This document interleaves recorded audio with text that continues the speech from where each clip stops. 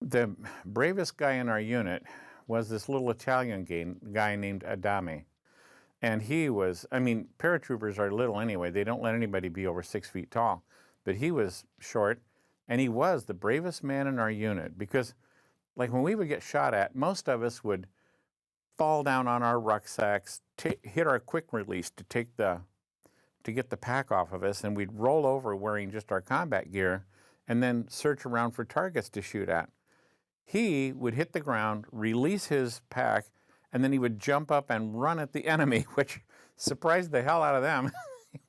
And as soon as he got among them, he'd start killing them. And anyway, the officers decided he should never get a medal and he should never get a promotion because he wouldn't show them proper respect.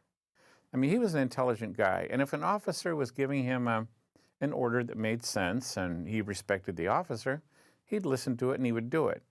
But if an officer tried to tell him something that was just stupid, he would walk away while they were talking, and they just hated that. They absolutely hated that. But since he had the highest kill record in the battalion, they didn't want to do anything to him. So one day he saved my buddy Smitty and I. We were down in this small little finger valley, and our captain said, "Oh, there's a machine gun up on the side of the hill here, and it's shooting at passing helicopters, so go capture that gun."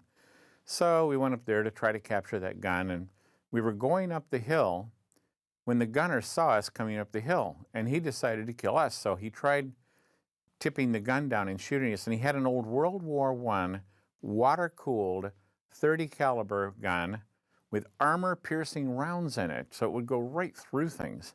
And I was behind a log that was about this big, and Smitty was at the base of a tree.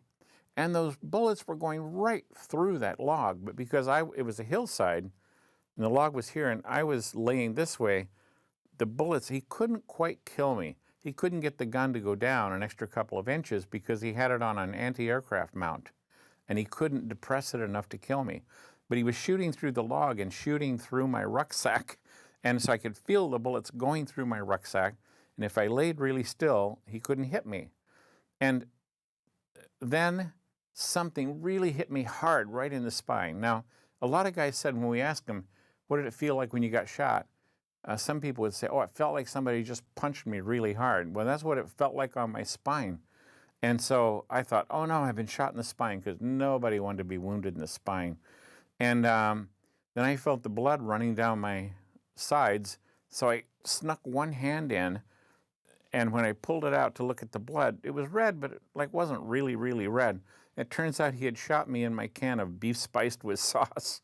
So that was what had hit me in the back. And Adami, while all this was going on, Adami snuck around the hill and snuck up and killed the machine gunner. So he captured the gun, which usually would have gotten him a medal, but of course, he couldn't get anything for it.